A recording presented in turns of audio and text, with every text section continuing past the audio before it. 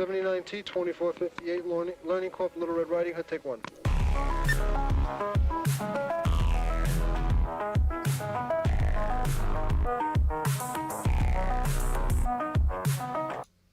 Dun, dun, dun, dun.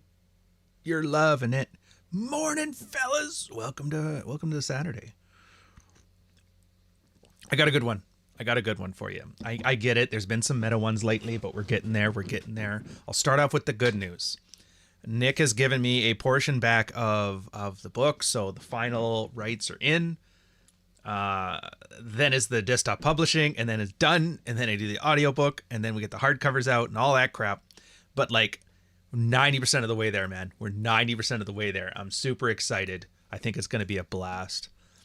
And so I think you guys have caught on. I change the vibe of the show depending on what I'm looking like on the camera. And if it's Hawaiian shirts and the yellow sunglasses, then yeah, we're talking some smack and having some fun. If I'm putting on the reading glasses, and hair is a little more conservative, then we're going to have some real talk, some nice chill stuff. So hopefully you enjoyed your coffee. If you haven't, start it up now. If you guys are in Europe, I don't know what you guys are drinking over there, but hey. Reddest pill podcast ever. Like actual red pill. A small catch up. If you haven't seen it, I just did a podcast on Kyle's channel. If you guys, it's in the community tab. Go check it out. It was probably, like, I thought for sure there was a few people on there. Not any of them were really red pilled except for Kyle. And, oh, you're drinking tea. Fair enough. It was either going to be an erudite 2.0, in which case I would apologize in advance, because I know you guys hated that one, and I don't blame you. It was the most frustrating thing I've ever done in my life. Or it was going to be more like Chrissy Mayer and a lot of fun. Luckily, it went more fun like Chrissy Mayer. So I'm glad it was there. It's a fun 2 hours. Do check it out. Raul even popped in to throw some primers in there to make sure we stayed on topic, so that was pretty good. And it kind of got me thinking of today's topic, today's thing. So obviously, I mean, you guys know this. You guys are red-pilled enough. I would assume so anyway. Well, at least 10% or 20% of you are Pareto principle. The rest of you just like watching the stuff and feeling like you're part of the team and go get them, champ. And yeah, I like the good brands, not the bad brands. I kind of got to the point. How much of this is actually still like, you know, we've got to help men. And I've kind of told those guys last night, it's like, look, my job's not to help men. It's like, I tried some stuff. This is what worked for me. And I have a huge interest in this space. And so here's the things that I've learned. There you go. Good luck to you. I think it's really the only healthy attitude you can have. Because as soon as you start having that expectation that you're saving men's lives, or whatever the hell marketing slogan you want to use, you start to get into that covert contract territory. And I used the example of Jordan Peterson for that. If you guys don't know what I'm talking about, what the heck does he mean with Jordan Peterson? Wasn't your guys' first episode talking smack about Jordan Peterson? Yeah.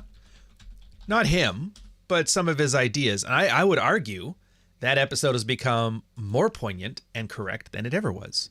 Because here's what happened. 2016, 2015. He's like, I don't want to use your pronouns. All of a sudden, everybody got mad at him, and he started getting canceled. Once he started getting canceled, that's when he started talking about his psychology stuff, and he found out there was a giant group of men that were playing around like with their culture war cheerleaders, you know, hey, the goddamn liberals. And they're like, oh, wow. Then this guy pops up, and they're like, geez, you know what? He's a shrink. This is like free psychology. This is awesome. And he realized there's a giant group of guys who are just miserable right now. And everybody's like, shut up, misogynist. And he goes, fair enough. And then he started to kind of feel it. He's like, you know what? Hey, this guy's, every time he'd go to one of his $20,000 lectures, or every time he had one of his 20 grand a month Patreons, and I'm not shitting on him for it. I'm like, those are impressive numbers, especially if you're not doing porn. But every time he'd go to theirs, there would be a handful of guys like, dude, I was going to start a shotgun and you saved me. You saved my life. And it gets to you. And it's that line from Conan. Remember Conan the Barbarian? That one line after he snuck into Set's temple and stole the jewels. And sometimes success tests a man stronger than the hardest adversary. And then Conan falls asleep in a bowl of porridge. because it's like, it's a really hard to party like that. And it's kind of one of those things where I call it audience capture. So he's like, oh, wow, I saved those lives. I saved those lives. And it's like all you see, 15, 20, 30, 40. Wow, I'm really doing good work. And then audiences have a habit of turning on people, because there's like, I mean, it's obviously an audience isn't a single entity, but there's a thing where some guys are like, I love the saving stuff, I miss the old stuff. There's other people that's just like, he makes me feel bad about myself, so I need him to fail. And you get all of this together. You add to that the pressure of like the Kathy Newman types and all of the take him out his profession was going after him, his wife caught cancer, his daughter's a whore. And he's like, you know what? I'm going to go talk to a professional. I'm going to go do what you're supposed to do. Talk to a clinical professional. And they're like, here's diazepams. Here is SSRIs. It will level you out.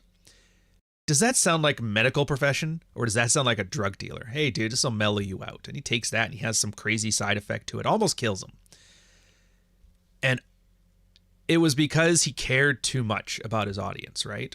And now he's kind of checked out. He's like, you know what? I'm just going to get paid. I'm going to rant about those stupid liberals, and everybody will think of me as that Evo or that clinical psychology Jordan Peterson. But meanwhile, I am the Rush Limbaugh Jordan Peterson, and nobody cares. It's Star Wars. This is the prequels. Yoda. He's the wise master. He teaches you that violence isn't the answer, and sometimes being strong doesn't matter. Yeah, but he's doing backflips and he's fighting guys in sword labor battles. Like, wow. That's the stupidity we're dealing with here.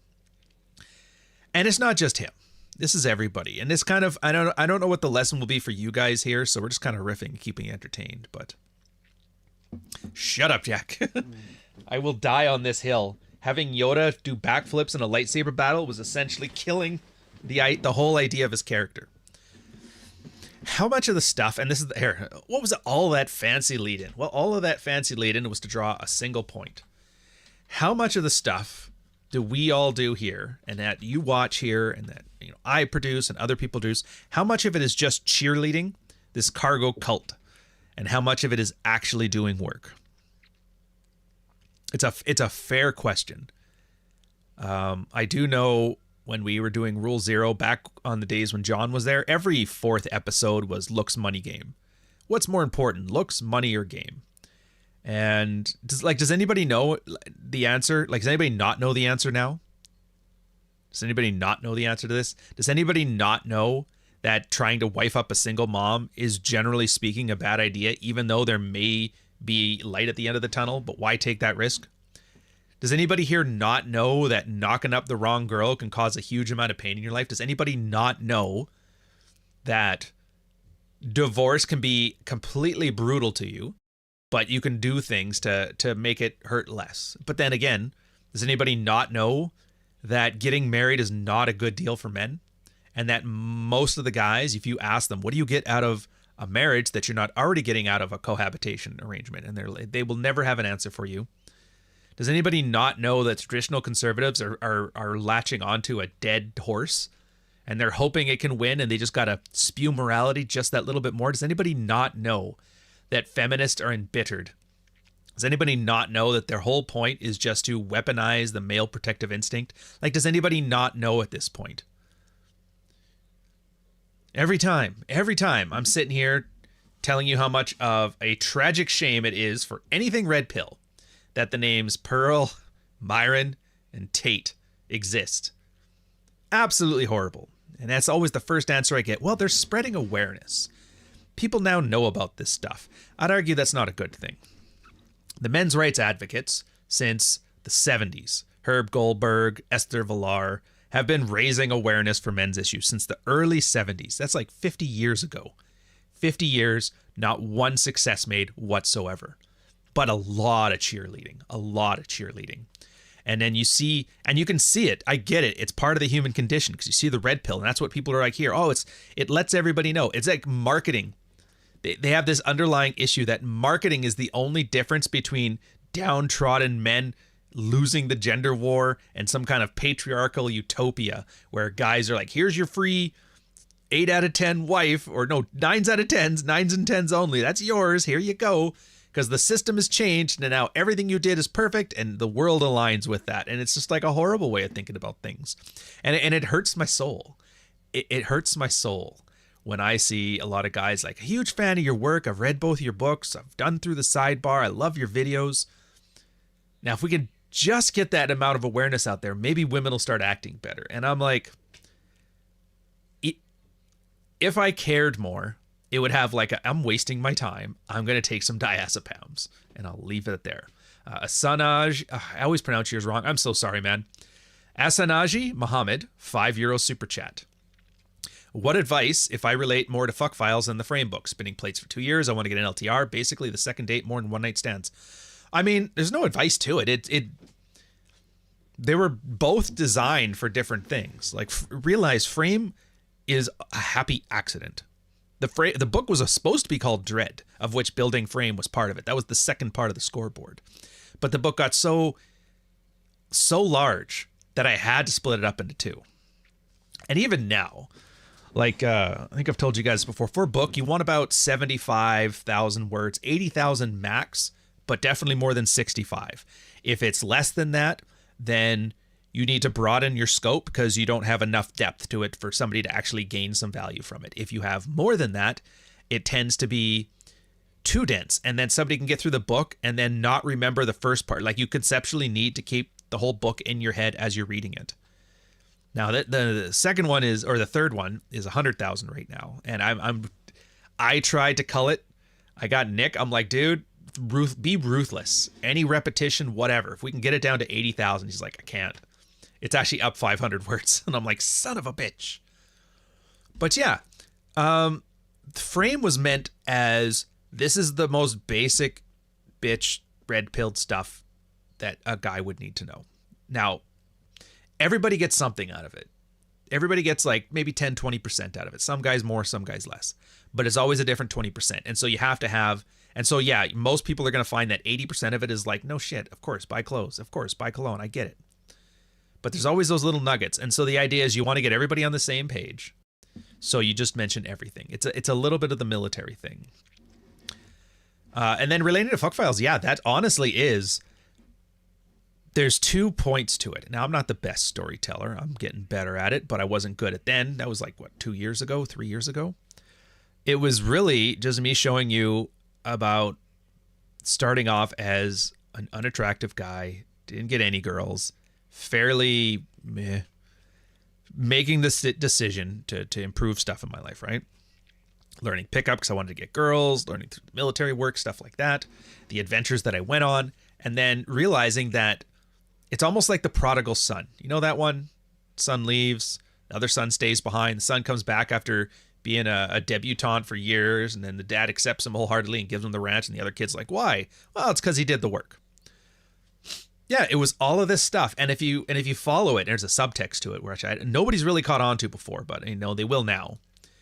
Is that I went from single and celibate to playboy stuff, playing around, traveling the world, sleeping with a bunch of different women, all great stuff, and then finding a girlfriend and realizing you need to change gears. It's like a coming of age story, you know. But yeah, so I mean, it should relate to a certain kind of person who's on that path already. Like once somebody's actually done work and they're getting their own successes and they're getting their own little sex lives going on. Yeah, of course. Because you're like, oh, that happened to me too. Yeah, I found out she was engaged and she seems to be really happy with me, but she really loves him. And it messed me up for relationships. I'm like, yeah, that's generally what happens. It's like, yeah, dude, this single mom. And you got her mom to babysit the kids while I was in the other room. Yeah, that happens too. It's like, dude, this girl told me she was a lesbian, but we had, yeah, that happens too. I am not the 6'5" billionaire with a Bugatti, and that's fine. And you don't have to be. I always hated that. You have to be this billionaire to get things. Like, no, I'm an average guy. Check down the list. Even the skin tone, medium. I'm just saying. If I can get there, anybody can get there. It's not that hard. I mean, it's hard until it's not hard. Anyways, back to the cheerleading thing. So yeah, cheerleading. Thinking about it just makes me want to take a diazepam. Yeah. But then you got to realize, like, at what point does somebody actually have to deliver on that? You know, cheerleading's great, but at some point you got to win. You got to win trophies. You got to win the Super Bowl. And a lot of guys don't say much. Even some of us. I mean, we have our moments. Don't get me wrong. Rule 0. I always call it the Harlem Globetrotters versus the Washington Capitals. It is not an in-depth, like, I am here to learn. Like, that is not the point of Rule 0. Rule 0 is a bunch of guys getting together, swapping notes, having fun, not taking it too seriously, and doing it in a red-pilled way that's better than most of the other people are doing it. It's not meant to be, this is the biggest thing ever. This is going to be huge, millions of people. It's like, no, it's specifically organized to avoid the drama that comes with trying to get too big too fast. It's a vessel for everybody else, and it grows and it shrinks, and people come and people go. It's like Saturday Night Live. It's not the funniest thing on TV, but it has been there for 50 years, and it is warm and it is heartfelt. And then every now and then you see Elon Musk in a Wario outfit, and you're like, oh, that's why I showed up. You see a coked up Jim Belushi with a samurai sword swinging it around the set, and you're like, that is why I'm here. I said medium, not mid. So how much of this is just cheerleading, though? I mean, top 10 lists, red flags in women. You guys have seen, I mean, everybody has the same content. This is the kind of thing that's weird. Like, I get now why people call this a cargo cult. Because it's a bunch of people repeating the same talking points. 10 red flags in women. What are the red flags? Tattoos, colored hair, no dad, debt. That's 4. I should be able to remember at least the 10. Doesn't drink enough water. Oh, how she treats the waiter. Does she have a cell phone? Does she go on social media? Does she have an OnlyFans? Has she had sex before? It's like, you know what I mean? All of this stuff is this very traditional conservative thing, and it's because it's the beige painted walls of red flags, because nobody likes beige in the house, but nobody hates it. So if you're trying to sell a house to the broadest audience whatsoever, you paint it beige. And then everybody lives in a shitty beige house because, you know what? At least nobody hates it. Heaven forbid you make a decision that might alienate some people. And there's dating precedents for this too. Absolutely funny that OkCupid had a thing. One sec.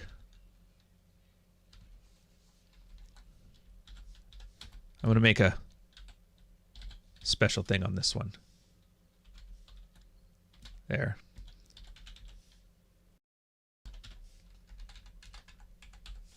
OkCupid had a study about girls, and they said, ladies, the worst thing you can do is be cute. The hell do you mean? It came out in, I want to say 2016. 2015, somewhere around there. But yeah, ladies, the worst thing you can do is be cute. Be a 7. Why? And they have numbers to back it up. It's not for some moral reason. It was a practical one.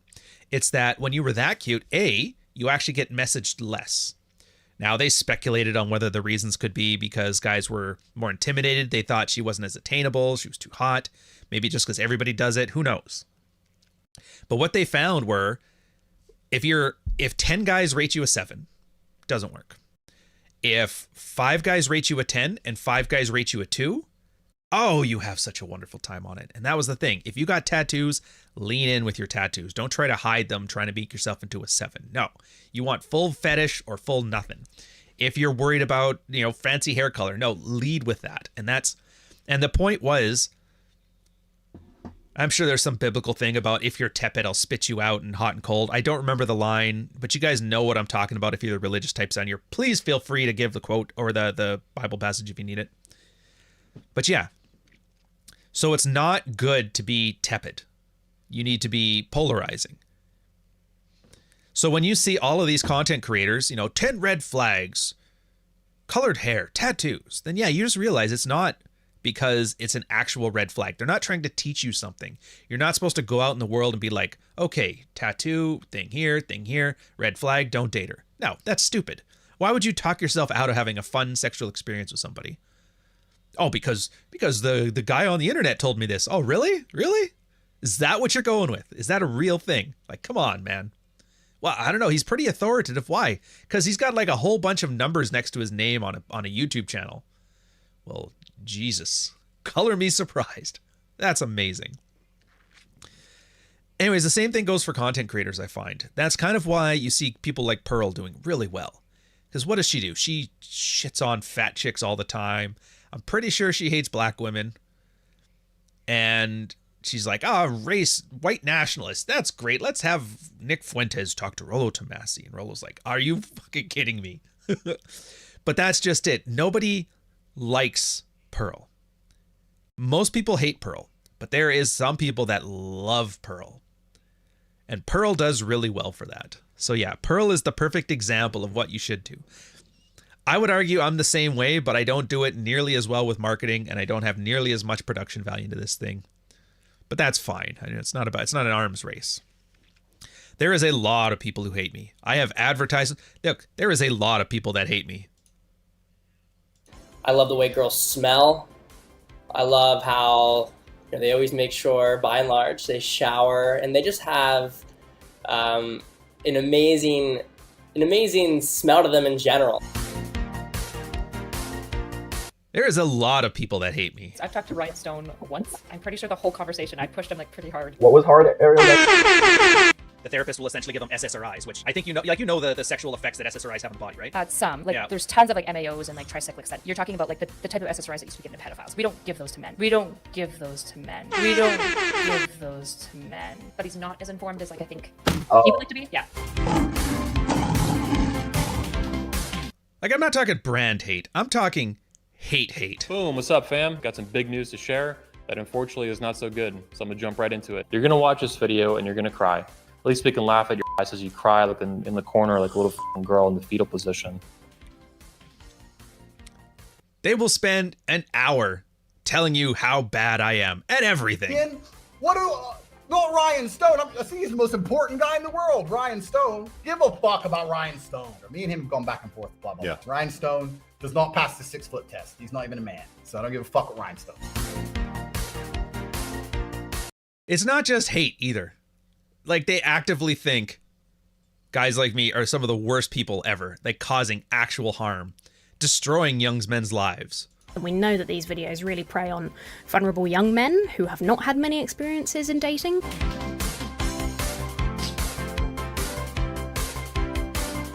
Even the ones that I think like me. We could sit there, have a wonderful conversation, be fun, be flirty, talk about things, not a bad word said towards one another. You turn around and then bam, again, they absolutely hate it. One of the guys who ran the Red Pill channel sent me a message. I actually appreciate that you took it from an idea-based perspective instead of ever resorting to personal attack. Like, if this movement is actually going to be dangerous, do we need to understand it so that we can take it down? I knew going into it that this might be a hot mess. I'm not going to have those guys back on my channel again. Absolutely not. All right, in fairness, if I keep doing this, it's going to be like 20 more minutes. It's like, I think you guys get the point. Absolutely hated, but there is a group of guys that like it too. And I think that's a better way to go about it. And the only thing I've done, at least that I try to do, I mean, as best I can, is to inform you in stuff that matters. God knows the Sidebar series is still my most profitable set of things on YouTube. It's 3 years old. The audio quality is not nearly as good as it could be. I probably have to redo it. But that's really it. That's like 100% value. Most people put that stuff behind a paywall, and you guys take advantage of it absolutely how you should. Absolutely take advantage of it. That's the whole point. It's there.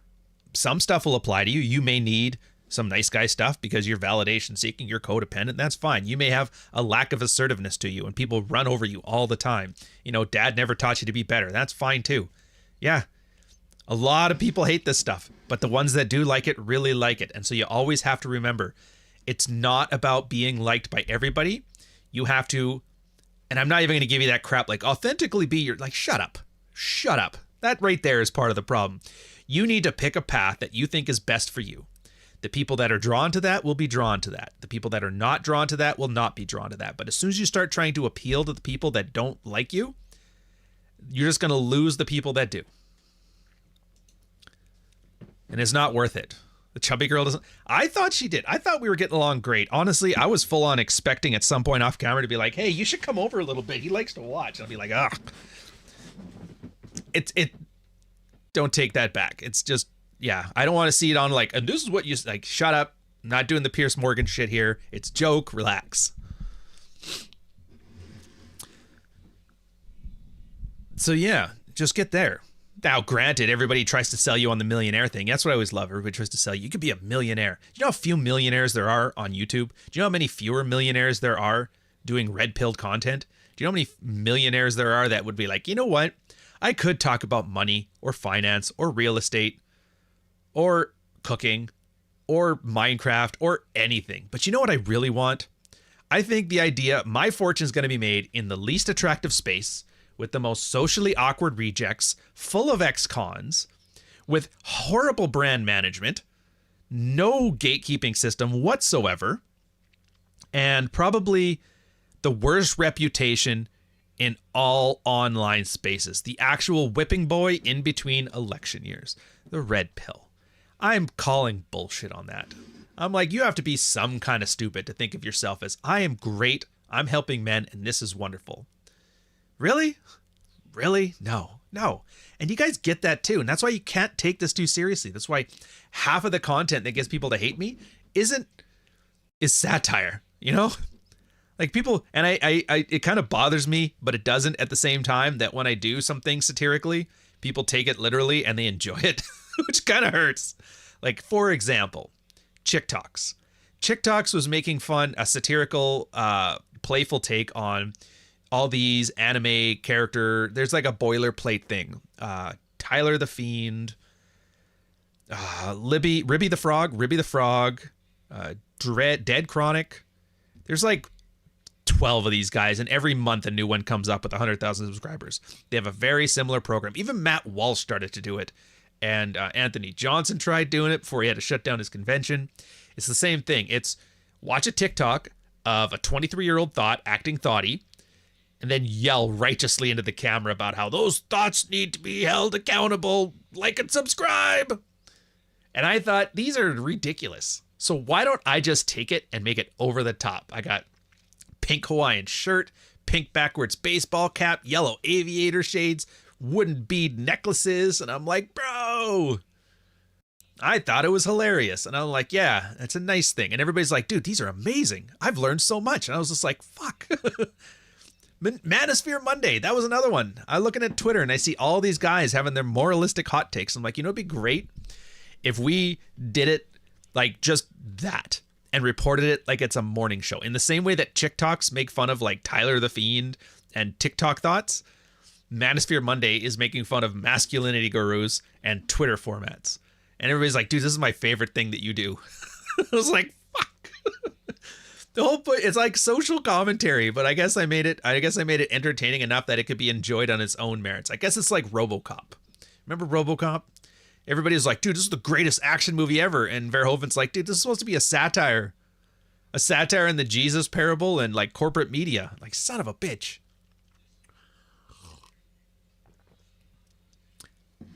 Like Life of Brian, he's the true messiah. Grimlock $2. I know. But I like underneath all this, I do believe that you guys do get it. At least the guys watching this get it, because the numbers don't lie. The sidebar is still there. It's got the most views out of any other playlist I got. So I'm like, good. So at the very least, people have that foundation. And you know what? Enjoy satire on a surface level just for yucks. I can hopefully do that. I know a lot of guys don't, and I know a lot of guys do, but you can't do anything about that. There's another thing on that stupid yesterday podcast that everybody was I don't know what the name of the thing is though. I should have really learned the name. I don't think they have a name for it. I think they just show up. Hold on a second here. Before I sound stupid and ignorant, it's like those guys that call me Rion. Let me check. Where's my channel? And then the community. Get out of there. Okay. Cognitive vigilance. Wait, is that the title of the thing, or is that the episode? Is that the actual show? Okay, I guess he calls it cognitive vigilance. I didn't know it had a name. Well, that's interesting. Anyways.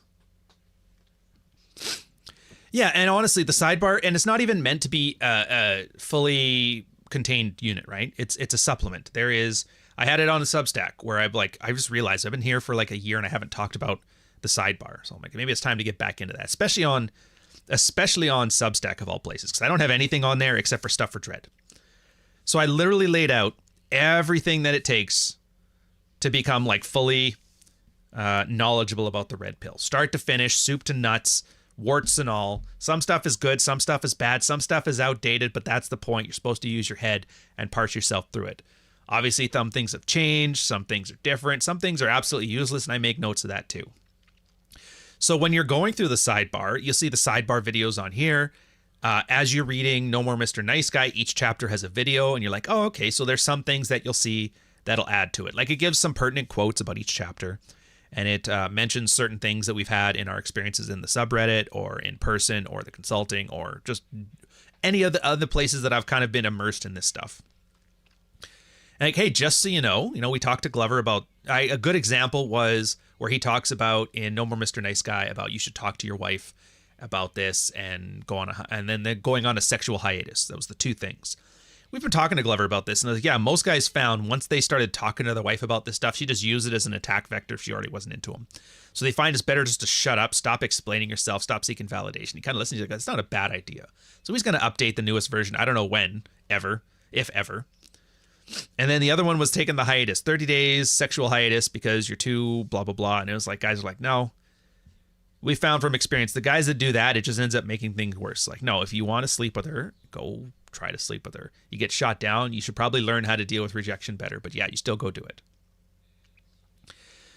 So you'll see like little excerpts like this in there. It's like, oh, that's kind of neat. So as you're reading the chapter, it gives you that extra bit. It's something added on, because I know a lot of people when they do content like that, all they do is they take it and they regurgitate it, which, I mean, there's some use for that, but I don't really want to be the guy that does movie reviews, but all the movie review is explaining the plot.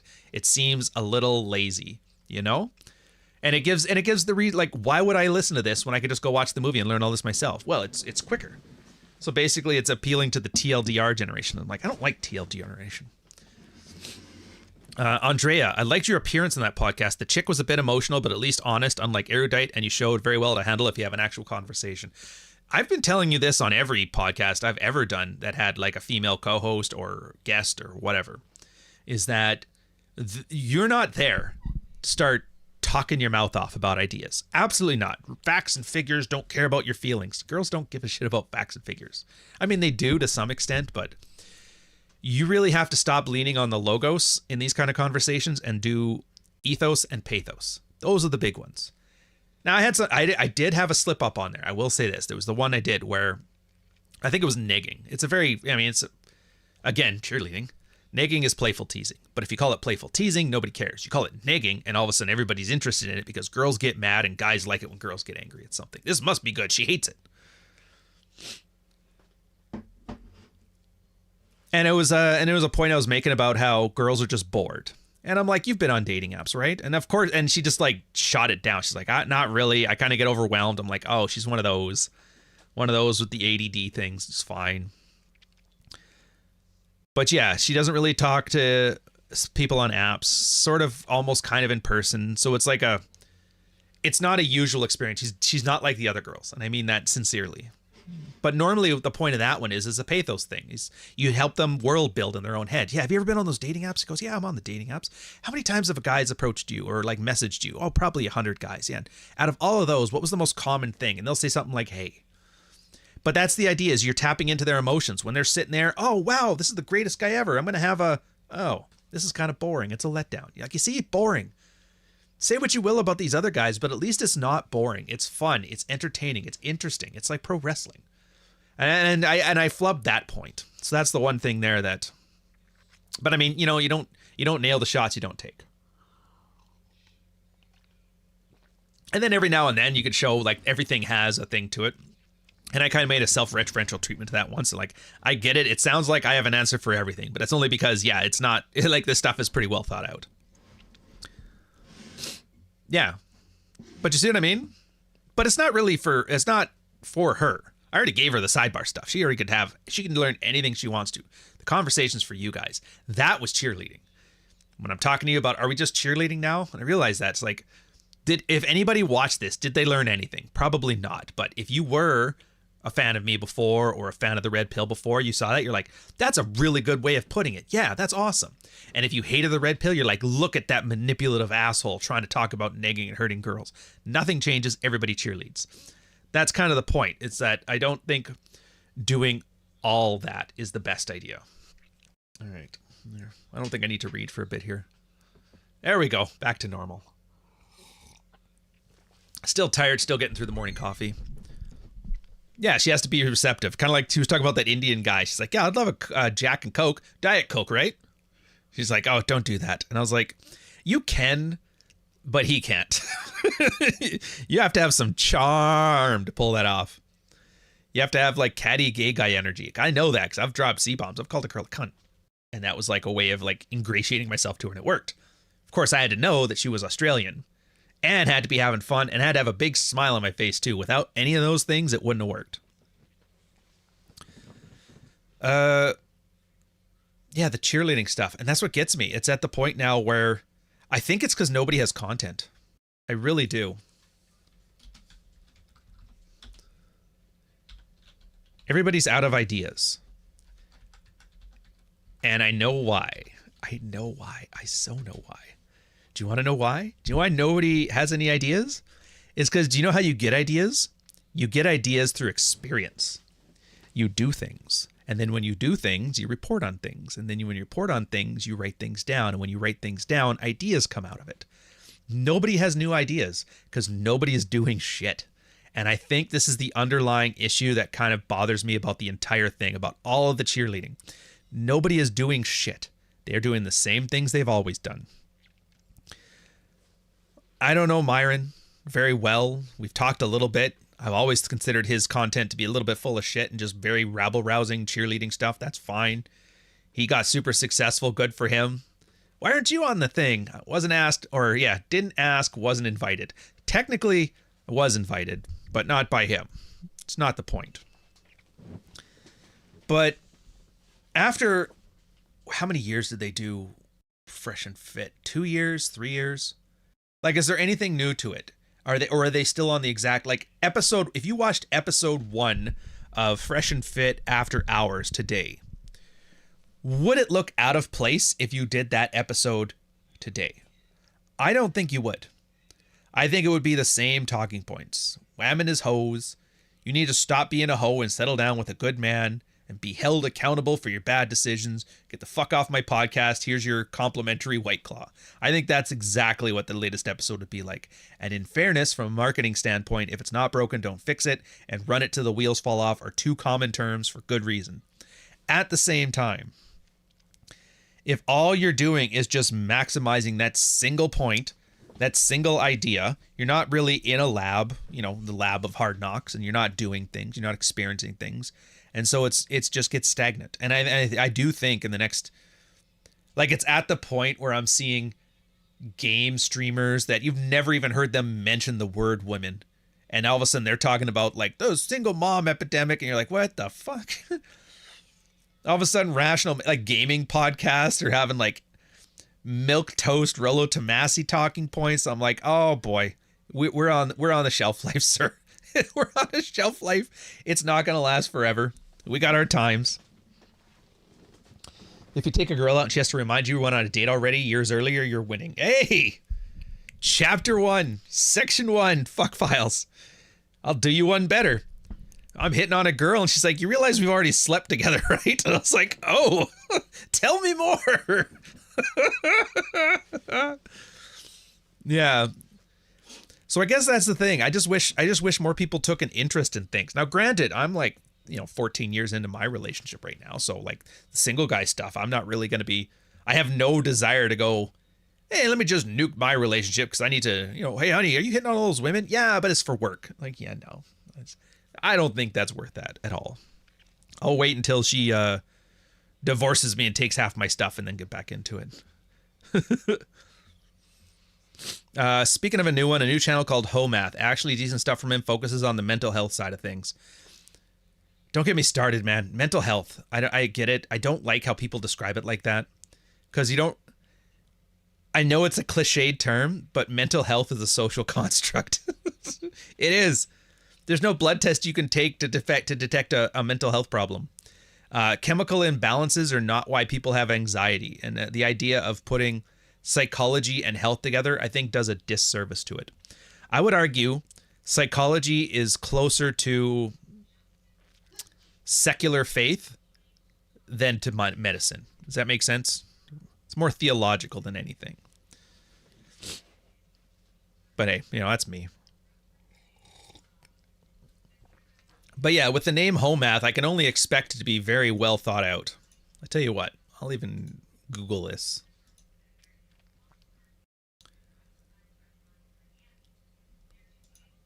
Oh, look at that. A brand new channel with 100,000 subscribers. Dude, is there like some technique on YouTube that I'm missing out on? Oh, and it's all... I'm already getting some very sus vibes. There's no way this isn't paid. Because I'm looking at this. 3-minute videos, the worst thumbnails ever, the worst titles ever.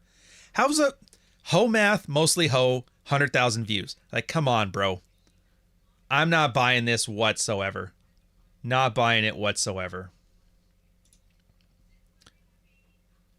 I make scribbly colored diagrams that expose the cognitive process behind Ho stuff, dating problems in the Western world, what is other blah, blah, blah. Joined August this year. Life coaching. AstroTurf, man. Calling it. Yeah. This is exactly the shit that I make fun of. This is my Chick Talks. That's, unironically, this is the Chick Talk that I make fun of. Quite consistent in the art style. Yeah, no, this is exactly the same as a Ribby the Frog. Remember how I was talking about the Pat Stedman factory? That all of a sudden every 6 months there's a new influencer that's out with 100,000 views or whatever, 100,000 subscribers. There you go. Another one out of the Stedman factory. I mean, good for him. 100,000 views, 300,000 subscribers. Hopefully he didn't just do the YouTube thing. If you guys don't know this, I'll explain to you why there's these channels that can get big and they're not big. And it's like, you don't have to pay for some South Asian click farm to get there. It's actually a much more... Is seditious a word? Is that the word I want? I feel it, but I don't. I'm going to look it up.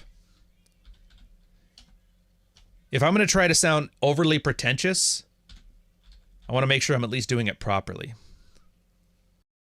Okay, no, it's inciting people to rebel against the authority of state and monarch. I would say it's just something about it. So it's AdSense. You make an AdSense campaign. You're like, what? Yeah. You go into AdSense, your YouTube AdSense, you attach it to your YouTube account, you give it a video. Bam. I want this video promoted for this amount of time with this much ad spend. You can say $10 a day, you can say $100 campaign, whatever. I tested it on some of my old videos on the second channel, and you can see it. Like, here's the part that's good. It's not paying for views, and it's not paying for watch time, and it's not paying for subscribers. It's paying for impressions. But with the algorithm, you already know your CPM. If you tailor it to the right audience, you can expect a certain percentage of people to click on it. Usually 20% is a viral video, 10% is a great video, and 5% is the average. I think 4.2 to 5% is the average across. So if I put ad spend for 1 million views at 0.02 cents per view, or per impression, something, I think that's what the numbers are. Don't quote me on this. It's been a while since I looked down at it. You get 1 million views with a 2.3 to 4.2% CTR. And all of a sudden you have yourself hundreds of thousands of views on channels, and all you have to do is buy it. And the problem is when you see a channel and you're like, what's this channel? And you're like, oh wow, this guy's got 500,000 views. You're more inclined to click it and like it, right? That's the grift. That's the grift. Pernicious might be the word then. Actually, I used that one last week, so I'm trying to make myself sound fancier than I need to be. Yeah, pernicious. I like that. That's actually a really good one to use. That's exactly the word to use. Pernicious. I wouldn't say nefarious. It's all in the open. That's just it. Like, none of this is secret. You can go look at it yourself. People have made videos describing the process. There's a Spiffy Brit one on this. And again, what kind of video would you put in that kind of ad? You put cheerleading. You know why? Because people resonate with what they already know and they want to hear it repeated back to them. Is that helping people? No. I refuse to see people being cheerleaders and then talking about how you're helping men. It's like, you're not helping men. You're helping men about as much as the guy who makes McDonald's commercials is helping people get full. It's like, yes, but no. No.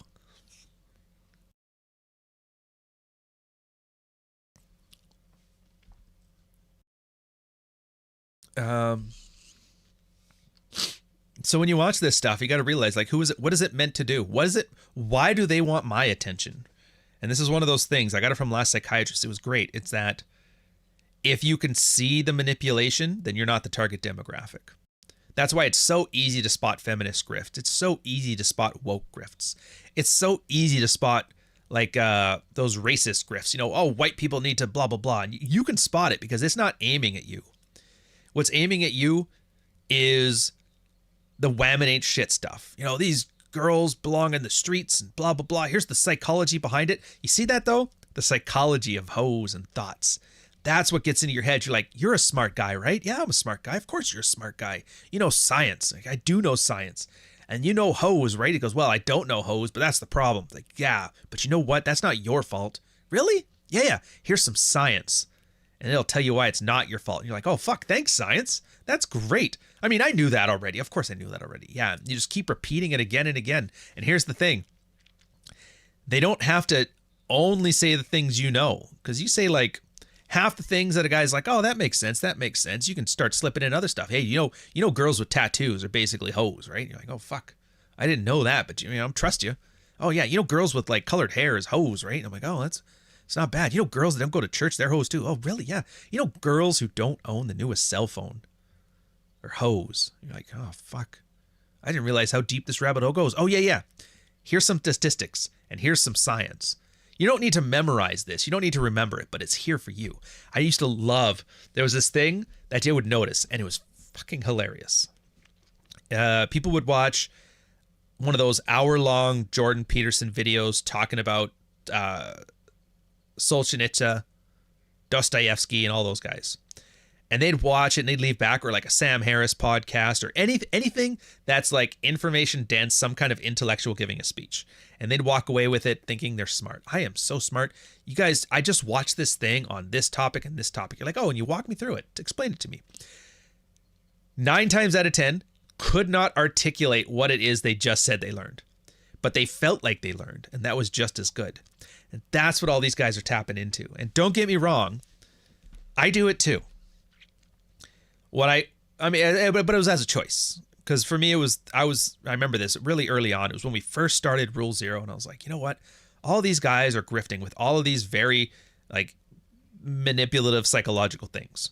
And all they're doing is they're selling nonsense. They're selling tickets to the war room. I can go have dinner with alpha males and then flex in front of a camera. Wow. Here's $400 a month. It's like, all right, bro. But yeah, so if they're doing it and selling nothing, what's to stop anybody from using those same tools and selling something useful? Like, would you be able to sell more copies of The Rational Male, which is arguably good? I mean, I wouldn't even say arguably. It's pretty objectively good. Good, it's helpful. Guys reading it, they take value from it. They change how they look at the world. It ultimately does good things. But if you use those same slimy marketing techniques, would it do better? Is Fuck Files a better sell when I'm making chick talks? In other words, the answer to that, by the way, is yes. Absolutely yes. But you have to be okay with that, because that's the big reason that you don't see guys like Dr. Jeff Miller doing that, because they think morally, oh, I shouldn't have to lie or manipulate an audience. I should be able to give them clear, level-headed information. And it's like, no, man. People want to be lied to. People are gullible. It's human nature. A fool and his money are soon parted. And so, like, you can not do it. It's going to be slow. And don't get me wrong. I could have probably grown faster had I leaned into it further. Had I gone full, wear a suit, go on whatever podcast, tell a girl to, oh, dude, if a man hits you, just shake it off. I'll be that guy. There'll be a meme with my face yelling, shake it off. Shake it off. Yeah, they're also worried about seeing by their academic peers as a grifter when they grift. They're already like that, though. That's the thing. There's a self-lie in there. Remember this. You guys know about the replication crisis, right? For a lot of science right now. How bad is the replication? You have no idea. Outside of math and I think physics, which have about a 90% replication rate, you start getting into like 85%, 60%, 50%, 40%. Dude, the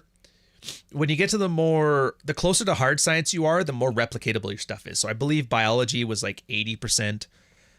Psychology, I think, is 60%. Once you get into the social sciences, it's 40%. You know how crazy that is? 40%. Don't tell me that's a grift. It's not even a coin flip. You mean to tell me you're in a serious scientific endeavor looking for truth and information and all this stuff when, statistically speaking, I will do better by doing the exact opposite of what the research tells me. 60% of the time, I'm going to come out ahead. Is that what you're trying to tell me? You're trying to tell me that you're not a grift? Oh, they're not a grift. Why aren't you a grift? Because we have all these rituals we do. We have lab coats. We have peer review. So everybody's in it together because you've got a conspiracy. People all read the stuff. They don't even read it for replication. They just read it to make sure it's technically correct. They're using the right terminology and stuff. Did you follow the template? Did you read the memo? Did you read the memo? All right, he read the memo. Well, it's peer reviewed then. And I get it. There is a lot of scientifically minded people that I like and I respect. And you could still see that blind spot where it's kind of, and I get it. I've been going to school for 8 years to get a PhD in this science. And I've been in this trade doing this work for 20 years. And I've been saving lives. There's that Peterson coming back in. I can see the examples of lives I've saved. But when you ask, like, how much of this is replicatable? And you kind of get hand wavy. It's like, I remember Rollo's got a big hard on for that. Who's that idiot? I can't remember. He's a guy who does sexual stuff. He's attached to that Alex date site guy. And he's like a PhD student. And he always shits on his research because he basically just like throws Twitter polls out and that's his research. I agree. It's pretty shitty. But when I like ask around to everybody who knew him and everybody they're very apologetic for it. It's like, oh no, he's good science. He likes doing the work. He probably isn't taking government funding. I don't know what this terminology means, but I've never seen it before. Now, granted, I think Rollo acts a little too certain with it. It's like you could speculate that this might mean it's being I think it was like the funding was counterterrorism stuff because they want to make incels out to be the next boogeyman. Maybe. But I don't know that for sure. And I don't like making claims like that if I don't know. So I could say it suspects to be like that. But yeah, mix MQTXT shy. We got 129,000. Fuck. I give up, man. That's a currency? I gotta see this. Hold up a sec. I gotta look up a currency. VND. Oh, Vietnamese dongs. Thank you for the 129,000 dongs, sir.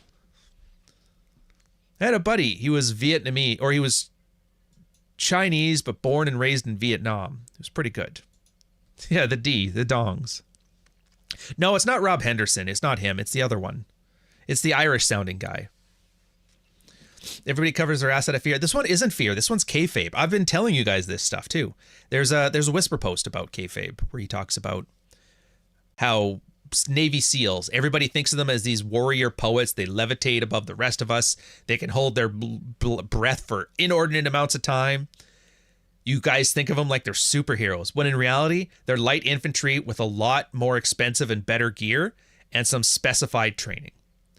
It's not to diminish. Navy SEALs kick ass, absolutely. But they aren't.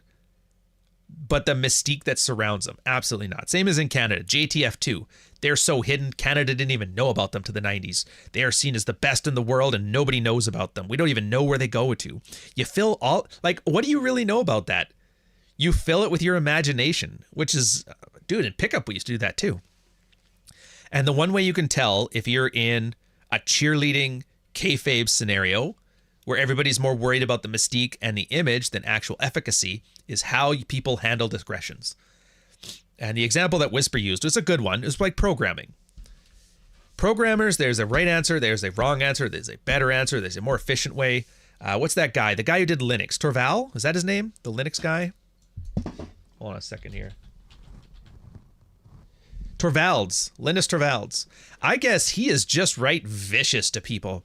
If somebody does something wrong in programming or something lazy, he gets lynched for it. And here's the effect that has. One, if you're a good programmer that other programmers respect, that means you have to be good because they will tear your ass open. But the second thing, and this is why kayfabe is a thing, is you don't respect them as a profession. Oh, it's just a bunch of nerds. Oh, it's just a bunch of programmers. Whatever. But a doctor, oh, dude, a doctor, they are the healers of the sick. They know science. They know medicine.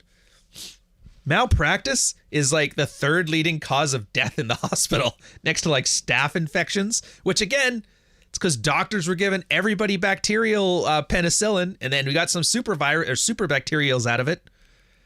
Doctors did that. A doctor, and I love his quote, a doctor could amputate the wrong fucking arm, and other doctors will go to bat for him. Because the mystique of doctors being better than you and above you and smarter than you, and not just referral factories. Granted, I'm Canadian, so your healthcare experience might change. Referral and suicide factories. He used like another example is Harvey Weinstein. You know, the Hollywood actors and actresses are better people than you. They're more attractive. They're this. It turns out it's not that at all. It's the makeup and special effects people are just like the best in the world. And they make these theater nerds, these 7 out of 10 theater nerds, who are more than willing to give Harvey Weinstein a hand job and make them look special. Remember that? Remember that Margot Robbie is mid thing? And everybody's, no, she's not. And they show pictures of her from movies. And then you see like real life pictures. You're like, no, she kind of looks like every other 40-year-old woman who's slim. And that's why I don't like the cheerleading thing, because then you get this kayfabe. The idea of Manosphere content influencers or red pill content influencers. What do you think when you think about that? You think these guys go against the system. They're libertarian. They're fighting the man. It's like fucking hippies. That's what they are. Hippies. They're fighting the man. They're telling you the truth that nobody else will say. Like, wham, it ain't shit. And the damn fucking Democrats and Trump is great. And in reality, what is this place? Everybody who calls it the Manosphere. Everybody hates the Manosphere, by the way, but they all call it. You know, for everybody else, not me. What is it? It's a bunch of people that couldn't hack it. This is their first chance at any success. They've never had a job. They've never done anything valuable in their life. A lot of the times they're ex-cons and they can't get a job because nobody will hire an ex-con. Do you think Bobby Dino can get a job outside of the war room? What was he doing? Like embezzling or fraud or something like that? Nobody's going to hire him. Oh yeah, let me have you work for my accounting firm, Mr. Charged for that. No, what's he got now? He'll sell you war room tickets. The Deaf Ninja, same thing. Absolutely useless and everything. Had to fake being a ninja. Even the ninjas wouldn't accept him. Anthony Johnson, right out of high school, the only thing he knew how to do is once a year throw a party and then live with his parents and milk off the rest of the finances. It's like literally useless. That purple pill guy, I don't even know his story, but I know it's equally as useless. I am embarrassed. The fact that I've had multiple careers of various levels of success, but like I can work. I choose not to.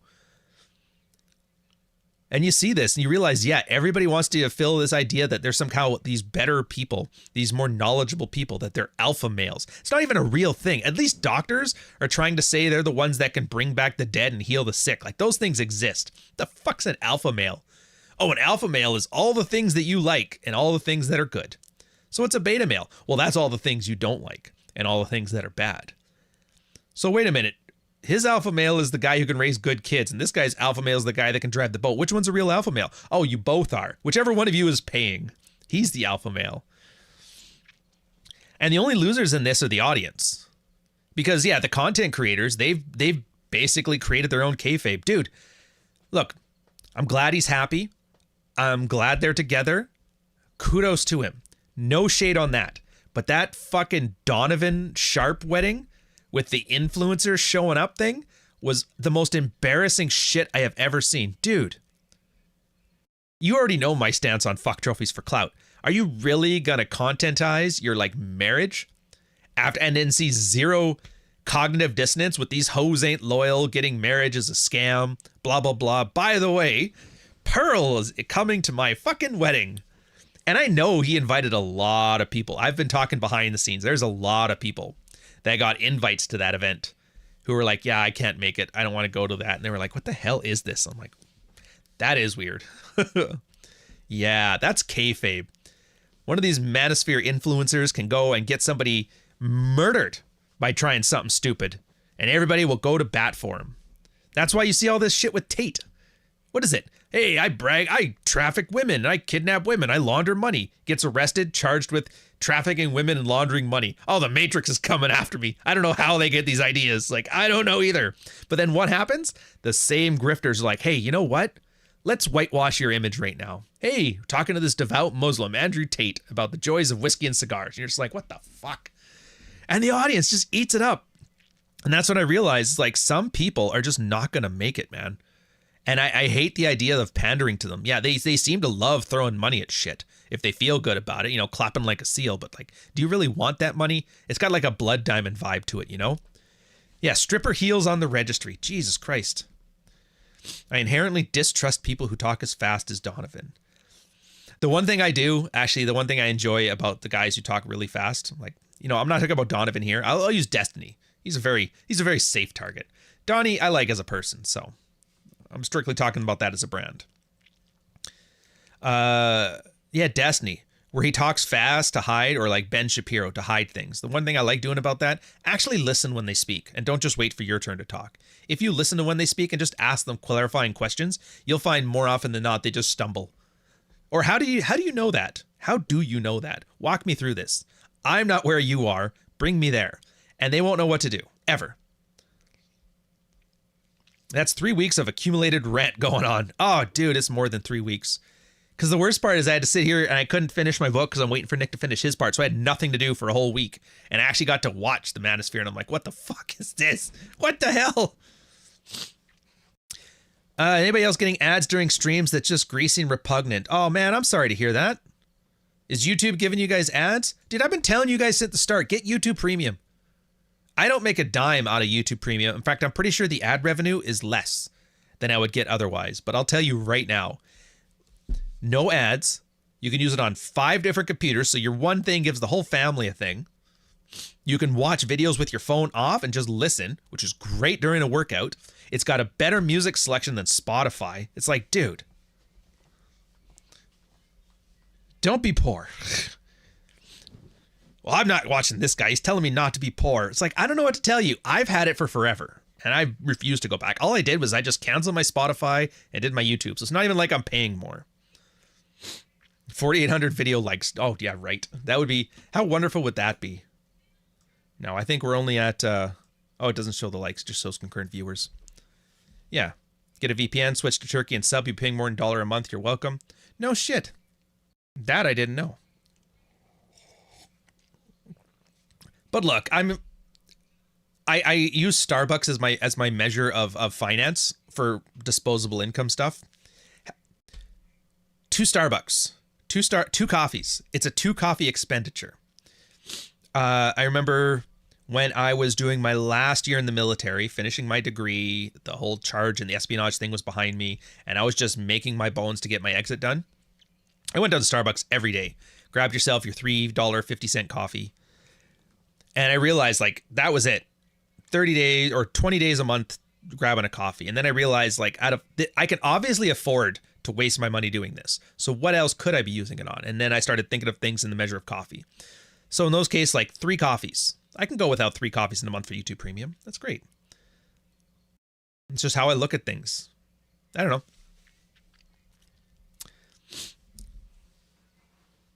Consider switching from Spotify to YouTube because their music selection being a bit more diverse. Oh yeah, dude, it's what got me, and this is the one thing that sold me. There's a band that I listen to. It's called Tobacco. You guys can look it up if you want to. They're a bit, how would I even I wouldn't even know how to describe them. They're kind of like a synth, rock, grunge, industrial band. Because I remember they saw this one music video for one of theirs called Super Gum, where it was just like this weird convoluted set of clips from an old softcore porn with like a guy dressed up like E.T. And it was just such like aesthetically insane. And the music was catchy. And I'm like, dude, this is nice. So I go, Spotify doesn't have them, like not available on Spotify. So that was kind of like, oh wow, YouTube has it though. And I was kind of like, yeah, let's do it. So yeah, that was the big thing, is so I could listen to tobacco with this phone off. So I didn't have to watch ET porn while I'm sitting on the subway. So that's how you buy all the gift. No. I don't know how those gift memberships work. I think it just does. I think they go out to other people. Like, I never touch them. So. What was I talking? Anyways, we're getting off topic here. You ever notice how the creeps who challenge Ryan usually end up in prison? Dude, I know. And dude, I'll play it up. I'll play it up like, yeah, you go against me, you go to prison. And it's fun. But in reality, it's just because most people here are fucking retarded and they're criminals. That's really it. Bobby Dino's an ex-con. AJ Cortez is an ex-con. People are doing crack. Tate's soon to be ex-con. Yeah, tell me your childhood and teenage years were in the 80s and 90s without telling me. Yes, not just that. Dude, I got really blessed. Yeah, his was a grand larceny or grand theft auto or something like that. He bragged about it all the time. And they had this weird thing where it's like, I've been to prison, don't fuck with me. It kind of reminds me of being an MP. Where guys are like, I used to be infantry, don't fuck with me. And I'm like, so you failed the aptitude test? It's like, what do you want me to do? You used to be infantry, so your knees are shot? Like, what are you trying to brag about here? Oh, they don't have Joni Mitchell anymore. Yeah, and I don't like Joe Rogan that much that I'm willing to sign up to Spotify just for Joe Rogan. I enjoyed his Gavin McInnes one. But, yeah. I mean, the story just funny. Actually brag with? Yeah, a lot of them are doing that. I don't know. I don't know what to tell you. I guess anything's a brag if you say it confidently enough. But that's the point, right? Like, everybody will sit here and agree with their takes because it's a kayfabe thing. Everybody's insecure about their place. They don't think of themselves as broke people, as talentless people, as anything negative or anything that needs improvement. Self-awareness is gone, but it's temporarily disenfranchised millionaires. That's it. And so if I'm insecure thinking of myself as a temporarily disenfranchised millionaire, and everybody else is as well, you have this immediate circle jerk where everybody is like fluffing each other. It's like, oh no, you're alpha male, you got this. Oh no, your brand is awesome, you got this. Oh, you're awesome. No, you're awesome. No, my friend, you're awesome. All right, we're awesome. And then they get on whatever podcast, like, you know what? I refuse to show up on a podcast that sells pocket pussies. Me and my sex doll are out of here. It's like, fuck. And I'm like, am I crazy? Am I autistic or something? Like, am I the only one that sees this? Or is it one of those, yeah, I can see it, but wrestling is fake, I don't care. Maybe it's that. But then there's a group of people who really thinks it's real and they do like the backyard wrestling at home and they drop kick their brother onto a thing. I don't even know. The Real Zeros are much different that way. We definitely don't have the circle jerk. Now, we don't do it publicly because it's not what you do, but we've had moments where one of us kind of does something where the other one's like, what the fuck are you thinking, bro? We've all kind of been the what the fuck are you thinking? We have probably 7 interventions a week. No, just it doesn't actually happen often because we're pretty decently smart guys. But every now and then, if somebody does something, you're like, dude, this is probably not the best idea. You probably crossed a line on this one. But that's always the way it works, right? Because we're definitely holding each other to account, which is awesome. It's one of my favorite parts of it. But we're not going to publicize it. Like, it's not content. If Rolo decides that I'm being an idiot with this dread thing, it's not content for him to call me out. It's like a courteous reminder as a friend. Hey, just so you know, this is probably not a good idea for this. And I'm like, and we'll argue and like, oh, you kind of got a point. And there's people, and I know there's people in the chat who know exactly the kind of stuff I'm talking about. So one reason I like Rule Zero Dad more than anything, he and Wine More Please, they don't make a dime out of this. They don't care. So they're more than happy to tell me to be honest. And that's like, you can't really find that. That's not a masculine thing. Everybody's masculine blah, blah, blahs. How about that? A guy who's willing to call you on your shit. There's your masculine rite of passage. Somebody to tell you you're full of shit. Nonstop Dre 360, $2 super chat. Ryan is a real man and life coach. Don't mess with him. To this day, I have had one regret in my life. And that was giving you guys that 5-minute rant on why coaches are bullshit. Because I have never lived down the end of it. Never. Yeah, the ultimate sign there was once backyard wrestling, the backyard wheelchair ramp. Yes, indeed. Yes, indeed. All right. Now I got to do reading again. Son of a bitch. I feel like I'm gonna, like, hey, I'm here to finance Danny Ocean's heist of the 3 hotels. So I guess at the end of this, what are we on now? What's the time? How long have we been going on? Hour 9. That's just not bad. Let me just buy some time here with some... I know I need to live for me, but somebody needs to tell me how to do that. Charles Bukowski, Jordan Peterson, Neil Strauss. I like these guys. Add some salt to cover up the bitterness of middle-aged soccer moms and put in the oven for 45 minutes. Optionally, you can take from all this stuff what you want and leave the rest. So enjoy Fuck Files. 15 lessons from a decade of women, now on audio. And what kind of podcast would this be if I didn't make fun of Matt Walsh? I don't usually post pictures of my kids online, but they're infants and you can barely see them, so, it's fine. But a YouTuber named Ryan Stone tweeted, showing off the F trophies for clout. So the babies are trophies that I'm showing off. It's perhaps not a surprise that a picture of a proud father would be so upsetting to the sort of man who clearly never had one. Do you know what gets me on that one? I've been listening to it 107 times, and this time I just noticed something that really bothers me. Is that I'm listening to Matt. He goes, showing off the F trophies for clout. And then he explains it. I'm like, bro, that is a masterfully crafted statement. F trophies for clout. There is zero fat in that. F trophies for clout. There is no way that somebody hearing those 4 words doesn't automatically understand the entire beginning, middle, and end of that story and where it starts and where it stops and everything. You cannot make a better crafted statement than showing off the F trophies for clout. It says everything you need to say, and the fact that he has to sit there and explain the joke just killed it. That's typical Matt Walsh. It's like his chick talks. He doesn't actually know how to react properly. He just does this. Rubs his nose and looks disappointed like a dad. Still one of the best Matt Walsh moments is watching him dance around that. That's what good satire does. You have to be right. You have to be correct. You have to have a point. You can't just be angry and mean. You have to have a point because otherwise it's easy to dismiss him. Oh, he's just a hater. Oh, he's just bitter. There's a good example of this, Isom. I don't know if you guys know Isom. He's the guy who does comics like, I'm taking out Marvel and DC. And they made this comic, Isom. And then this guy, Dick Masterson, who you might remember from, he was the bald guy that was on Dr. Phil once, talking about how Whammon ain't shit, before Roosh. And he brought up the writing was shitty. That was it.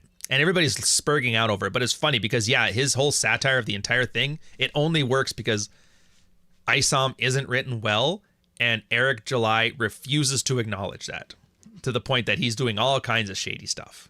That's the only way it works. Another good example was I actually have a Pearl ad and I can't show it because it's not funny at all. It's not entertaining. It's fucking horrific. I don't know if you guys know this, but she had a thing where she Me Too'd her volleyball coach. She went off to college. She came back, and then she went on a date with her volleyball coach when she was in high school, and she shot him down because he was cringe as fuck. This is why good game is important, fellas. Anyway, so she tells this story about, well, and she's like, well, he's talking to all these other girls. I got to get him fired. And I was like, what? Because he waited till after you got of legal age, tried to hit on you, respected your boundaries, and went about his daily life. You basically canceled him because he was cringe. After he did everything for you. Pearl's got a habit of that. Really loves biting the hand that feeds her. Anyways. Oh, and then she brought up how because she hated her dad at the time. That's why she was doing this, to get back at dad. And so I took this. I'm like, dude, this would be a great Red Morning ad. And so I put it together and I clip it and I make it funny and I, and all this shit. And I watched it. I'm like, ugh, I can't put this out. This is fucking horrific. This is horrible. And so I'm like, all right, go back. I scrapped it all. I went back to the drawing board. I did it 5 times. I remade this ad. I spent way too much time trying to make it. And I just could not find a way to make it funny and entertaining and get that point across. It didn't work. And so it's forever sitting in a drafts folder somewhere, 5 different sets of clips. Yes, yes, yes. Well, wouldn't you there, buddy? I'm telling you right now, if anybody invited me onto their podcast and I'm like, yeah, you know what? I'd be great. I'd love to chat with you. And then they bring fucking Nick Fuentes to argue about the Jews. I'd be like, fuck you. fuck you. There is the rules of the internet. If you guys ever decide to go brand, there is 3 rules of the internet. No unironic Austrian painter references. Nothing from World War II. You know what I mean. Don't start chiming in about pedos, one way or the other. And the 3rd rule is don't poke fun at Democrats in an election year. If you can stay at those 3 rules, I guarantee you will never get canceled. You will never get shot down. You will never get charged. Yeah, Chest is absolutely right. She is impossible to make entertaining. She is. Got to juxtapose against clips of her railing on chicks to do the same thing. Yeah, I tried that. It still doesn't work. It just doesn't work. It's not even the mustache. I'm not Nick Fuentes. Granted, I'm a little bit biased on this. So when I see people start talking about mud sharking and stuff, I kind of take it personally. I got enough melanin where all of a sudden all this stuff is like, really? Is this where you're going with this one? I don't know if I buy this, man. You're kind of attacking me at my core. How much of this is her personality and how much is this how she is? Well, I mean, you can't not act how you are. If she was doing a character, she would have an over-the-top character. She's not a good actor. That is who she is. The content is kayfabe. King Rob, $5.10. Oh, thank you so much, sir. Rule number 4, enjoy more articles. LOL. Indeed. I love that. So I guess, oh yeah, so that was the whole point, is like takeaways. That was what the point I was trying to make 6 minutes ago was. We got a little off topic, ragging on Pearl. That's fine. Bad tooth to gum ratio can't be fixed. Dude, if I was Pearl, what I would have done with some self-awareness is painted my face all purple and gotten like some bug-eyed glasses and gone as one of those They Live aliens. I think that would have been the perfect costume. Or as like the chick from Sex and the City. Anyways, I'm not just here to shit on Pearl. It's like, whatever. She blocked me anyway, so she wouldn't hear any of this. And it's no fun if they don't know you're doing it. I need like, I'm willing to back up what I say. I will say this in front of you if I have to. But the takeaways from you guys is it really is about kayfabe, and I get it. The whole point of the red pill space is sexual strategy and positive male identity, and that's like offensive skills. I'm talking more defensive here. Understand when you're being lied to, understand when you're being manipulated, understand when somebody does not have your best interest at heart. I mean, they generally won't, but in this case, I'm being specifically not at heart. And that is, kayfabe is such an important part of it. Yes, doctors are not infallible healers of the sick. Doctors are people who are nerds that went to school for 8 years, are chronically deprived of sleep, and have to scrounge and scrape for every dollar that they make. So yeah, when a pharmaceutical rep comes over there with a Subway sandwich and a big set of tits in their face and say, hey, you know what's great? SSRIs and Oxycodone. They'll be like, sounds good. Here's a pamphlet on it because I know you don't have the time to read the research on it because you're a very busy and important GP. He's like, wow, I am really important. And they will sell you down the river. They ruin the Midwest, and they're ruining male sex lives, and they're ruining women's with SSRIs, antipsychotics, and Oxy. Absolutely horrible. Chuck Royale, $9.99 super chat. The Manosphere may be 99% BS and kayfabe, but the legit actionable red pill helped me make my life better. Thanks for the sidebar. It's the best YouTube series. Appreciate it, sir. Like I said, I do as little kayfabe as I have to. I treat it like, you got the kid and you got the airplane spoon with the medicine in it. Plane's coming in, but they're eating the cough syrup. But yeah, the kayfabe of this. And that's what you have to avoid. And you got to look for the signals of it. And that's the one where image is more important than information. You're probably dealing with kayfabe. When something sounds unrealistic, when they start to make themselves sound like they're better than you, not in a way like I'm more knowledgeable than you, not in a way where I have skills that you don't have. Something as in like, there is something legitimate about me that you'll never do. And the great example for that, what color is your Bugatti?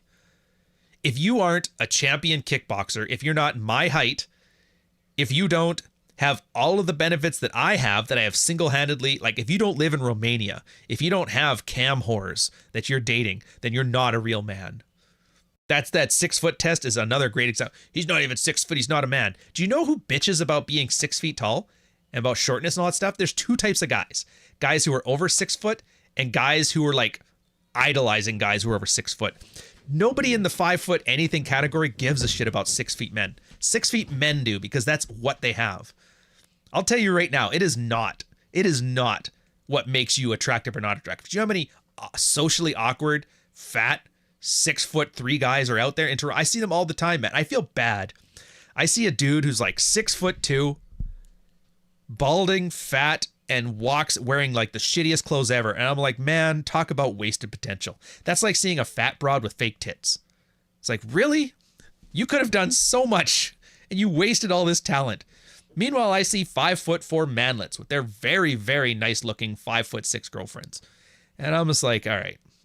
But that's the kayfabe of it. No. You have to be like me because it works for me. How do I know it works for you? Because I paid those Instagram models to sit on a boat with me. Well, I've always wanted the kind of life that I could pay for to take photos of. Like how, that meme that goes around with the chicks on the boat and what the fuck's his name again? Who's the rich guy with the beard? Always on the boat with the models. Why am I drawing a blank?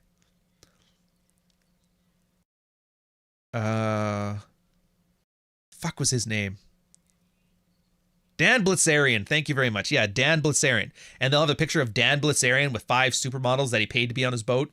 And on the other side of the thing, they have 2 nice, lovely couple with like 18 kids. And they're like, they think this is the alpha male, but this is the alpha male. And then the people who like love hoes are like, you're an idiot. The hoes are the life.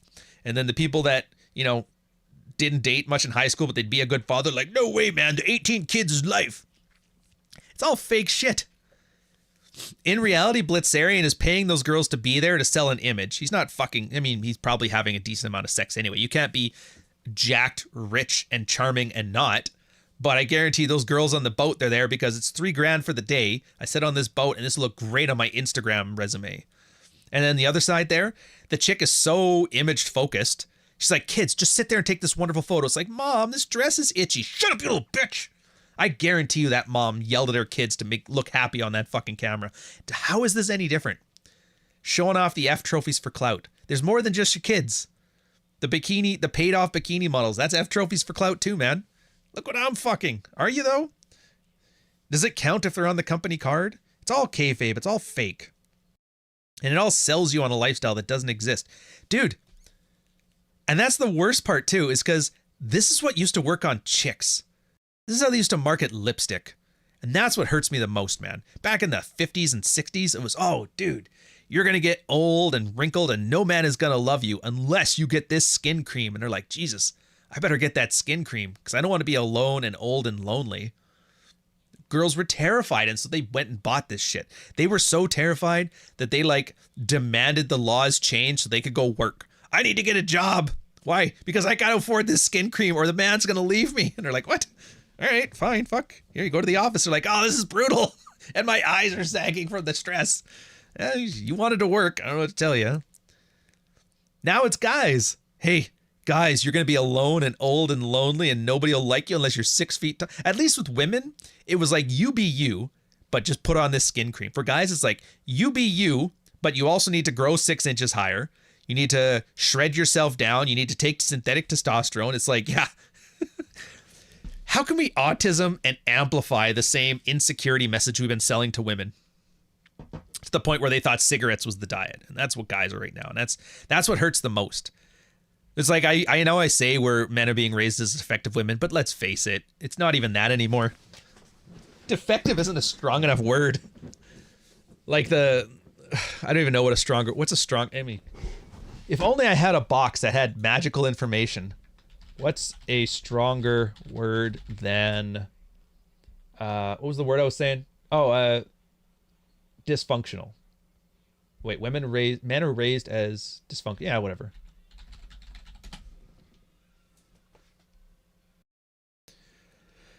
Antonyms and synonyms, close enough. Disease, troubles, unhealthiness, indispositioned, debility, decrepit, sickish, hypochondria, frailness, feeble, malaise, sickness, condition. No, I can't find a worse word. Defective. Oh, that's right. It's supposed to be defective. Didn't you just say it? How'd you forget the word? Look, we're not perfect. Imperfect. No, it's too mild. Damaged. Nah.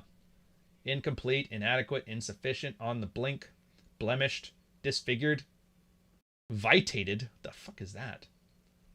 All right, we might go with that. Vitated. Men are being raised as vitated women. As in impaired. All right, whatever. All right, enough fucking around. Enough fucking around. Inadequate. Now, I don't even know who these guys are. That's the thing. Everybody I talk to is like, who the hell would buy this stuff? But apparently there's a big group out there. But then I kind of remember, what is the red pill meant to address? What's the specific demographic that applies to red pill? And I think I don't articulate that much, which I really should. And I did that yesterday with Kyle and them. Was it yesterday? Wednesday. And I told them, like, picture men on a bell curve. And the world that the environment that they live in is designed, for a moderate amount of happiness. And then you have the top end of the bell curve. Those guys are hyper successful, sexual strategy, positive identity. They are going to be fine. You could put them anywhere and they will succeed. And then on the other side of the bell curve, on the low end, you got those guys are meant for nothing. They are going to get shot if they're lucky. They will ruin anything they touch, and there's nothing you can do to help them. And then there's the vast majority in the middle. And the middle are going to have a moderate amount of happiness, a moderate amount of success, fairly similar problems. They're going to go by. They're 50%. They're going to be fine. And then the way the environment has been changing, information economy, hypergamy, the lack of male death, because nobody seems to remember this, but World War II, a lot of men died. A lot. Like, 60, 70 million? And so with that few men out there, women had to act better. So I would argue the golden age of the 50s and 60s was because women had to fight over a very low amount of men. Oh, much lower. And it doesn't take much. Like, 5% less of a discrepancy is all it takes for this kind of stuff. So with the environment is changing, that bell curve is now shifting to the left. So there is a sliver of guys between the third standard deviation of guys that are never going to make it ever. The ones that were just barely holding on. They're being pushed out into that never going to make it, no chance whatsoever. On the super successful guys, there's a couple more being brought into the average. And of the bell curve itself, there is on the top, like if you picture like when you superimpose two bell curves shifting over each other, there's that sliver here and that sliver here of guys that are doing progressively worse, but not damagingly so. Like, yeah, you went from 50% to 45%. You could do that, but do you really want to? It's those slivers, those three different slivers. Super successful guys that should have been successful but aren't. Guys that would have muddled along in any other time, but nowadays are really fucking failed. And those guys who are like moderate failing. Like, I had more potential than this. And that's not a lot. It's not a lot of guys. That is not the middle of the bell curve. That is not the top of the bell curve. That is not the bottom of the bell curve. Because the top of the bell curve guy is like, this is ridiculous. You talk about women? Oh, you guys are so unattractive. Just draw the fucking owl. Those guys aren't here for that. They're not here for that. They don't want to hear it. All they know is success. Of course, they're not going to bother you.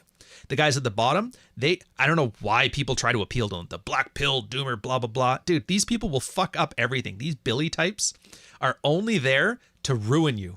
They don't even know. They just can't not ruin anything they touch. And that's it. They need to be culled ruthlessly. That is why the moderating team here has zero tolerance for bullshit. Zero desire to have those on here. And the middle of the bell curve, they mostly just find this weird. They're like, so I can go from 50% to 52% of my ideal, like, whatever. I'd rather just drink beer and have fun. And that's fine. And that's fine too.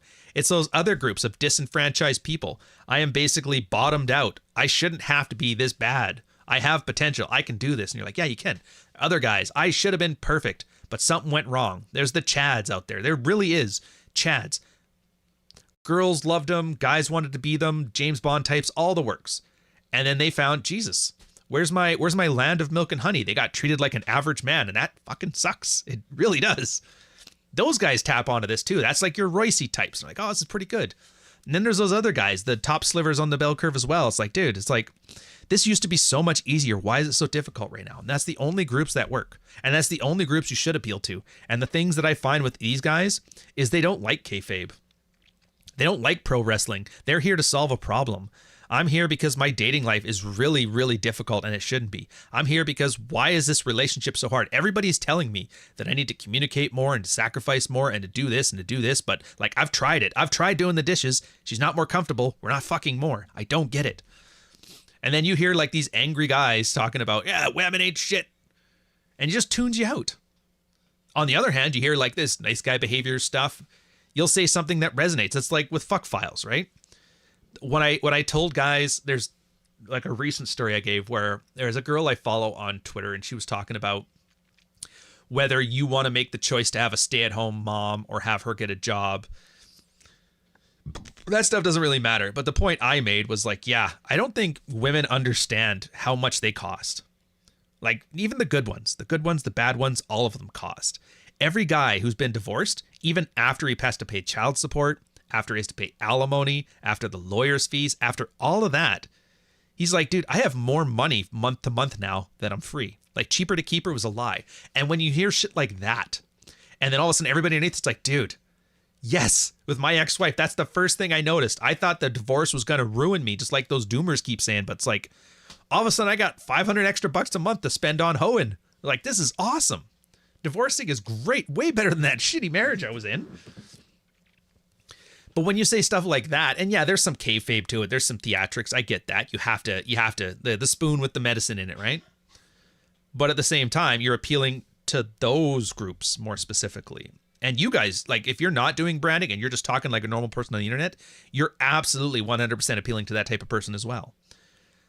But that's the problem, is that those guys aren't loud and vocal. Retards are. Retards won't shut the fuck up. And if you listen to retards, you're going to start doing what retards do. I'm supposed to say that less. I just say ridiculous people. Ridiculous. The ridiculous ones. There. I'm doing my best to be a better person, honey.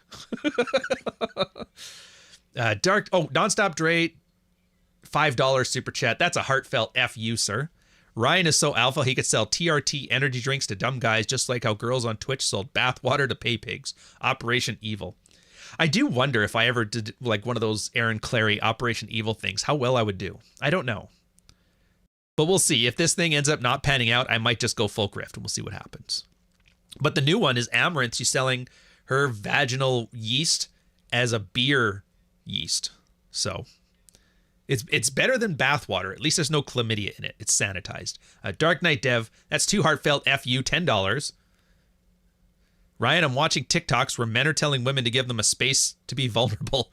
I don't think it's practical to make your woman your therapist. What's practical and what's BS? Oh, yeah, dude. You know what it is? Try it. Like, I flat out tell you, your girl is not your therapist, nor does she want to be. She's not your priest. She's not your best friend. She's not your drinking buddy. She's your girl. And guys will hear, well, you're supposed to have a safe place to be vulnerable. But like right there, you should give me a safe base to be vulnerable. You know what should is? Should is I want, and I don't know how to incentivize you to get it. That's begging the other person to give you a handout. That's why it doesn't work. It's moral finger wagging. But the fact that they're not giving it to you, you got to think. People aren't stupid and they aren't oblivious. There's a reason they're not doing it. And it's probably because I would rather see you as the guy I want to sleep with and have fun with. All those good things in the relationship, you're basically going against them by asking her to be the vulnerable or to be invulnerable in front of her. But yeah, how do you know what's BS and what's not? Try it one time. Go be vulnerable to your girl the one time. See what happens. She may think, oh, thank you so much. I'm so great. You're so glad you shared. And then she's really bitchy for the next week and a half. Guys aren't stupid. Guys figure this out pretty goddamn quick. And that's my question. Other than the kayfabe part of this, does anybody not know this? Other than like kids, if I have no dating life and you're like 18, like I get it then. But like a grown man, I've dated, you've slept with at least 2 girls. You've probably tried this once. There's no normal person who doesn't know that. If I start crying in front of my woman, she treats me worse for it. There's nobody who doesn't know that. But that's the problem, is they're trying to normalize it by saying, guys think you're not supposed to. They're trying to tell you, hey, you're going to trust me or your lying eyes. It's like, come on. You can't out. But that's womanese. Practical female psychology to talk about too, the hypnotic power of words. And that's why women love to talk so much too, right? That's a side effect of it. Yes, they're processing their emotions, but as a guy, it's actually fairly manipulative too. When a girl is running her mouth to you and talking and talking and talking, Franco noticed this has like a hypnotic effect on men where they kind of just lull into it. It's like the same way that Hypnotists. They talk you into doing stupid stuff like acting like a plank, and then they pick you up, and then they make, every time I make this noise, I want you to quack like a duck. Yeah. So that's the problem with communication. It's basically setting yourself up for failure. Understand womanese, speak in Manglish, right? Anyways, let's close this whole math off. I think actually that's not bad. So yeah, we're out of time now, but we got a little bit of time left. Do you guys want to do some bants? Let's do some bants.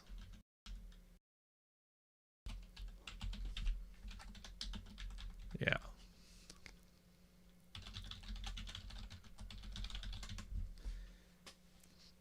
If you want to get rid of a girl, be vulnerable with her. I guarantee you she'll leave you ASAP. I do it when girls don't want to be broken up with. Yeah.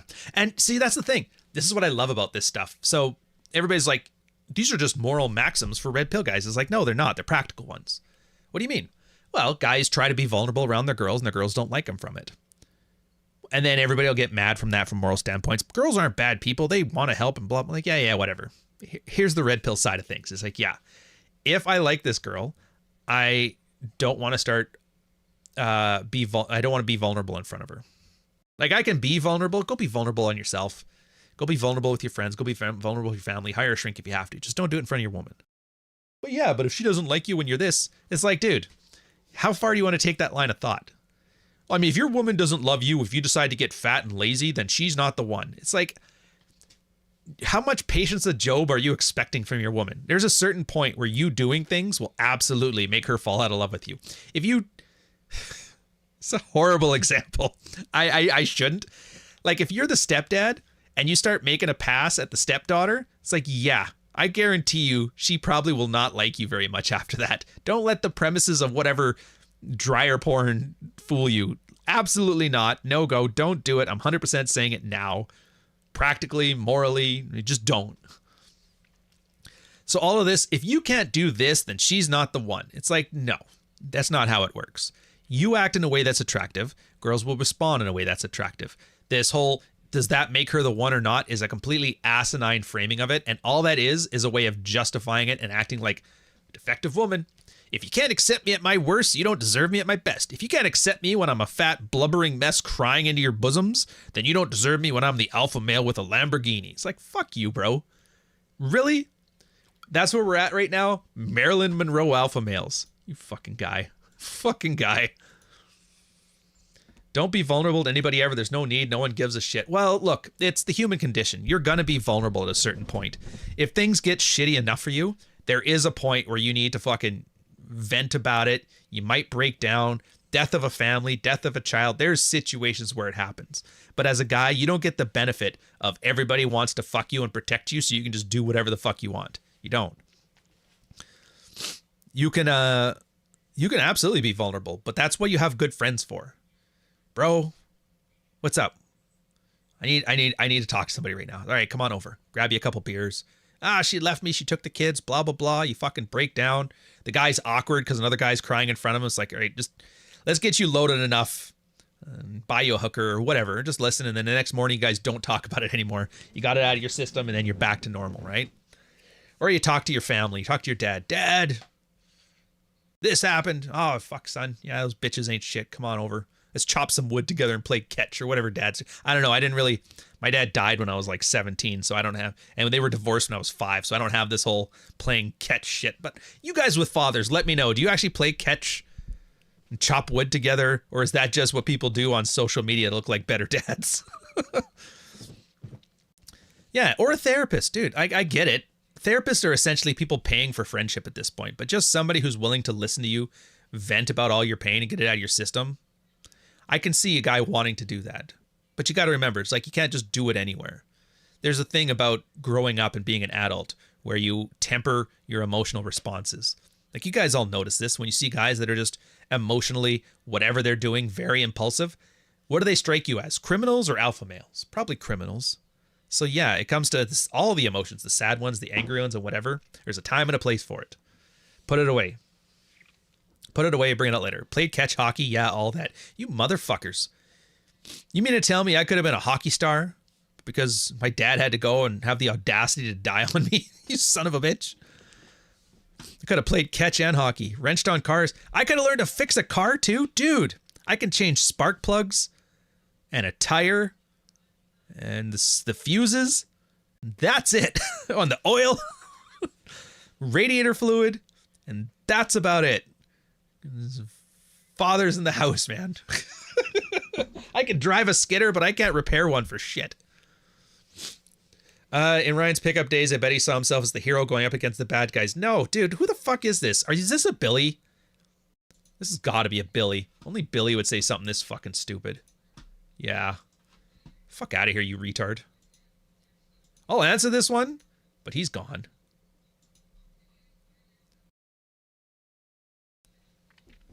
I'll tell you this, guys, if you're single and you decide to go do pickup, it is training wheels. It really is. There's nothing more than that, but it's the big point of it. It's the same benefit that those like running apps and cycling apps are on your phone, or those heart rate monitors. It's gamification.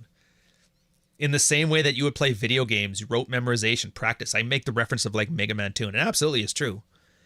How do you beat this level? Well, you got to do this and do this. It's a skill. You got to practice it, and then, you know, be patient and this. Same thing as pickup. It's just gamification, and it makes it fun.